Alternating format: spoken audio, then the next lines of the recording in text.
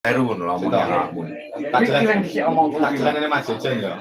Kowe gak jangan kowe. Ojo aku gak ora apa-apane entuk aja teko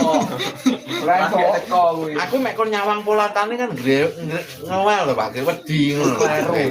Kalau kleru. Aku mau ngomong kleru ngono. Mulane kok jalure kono lagi teko.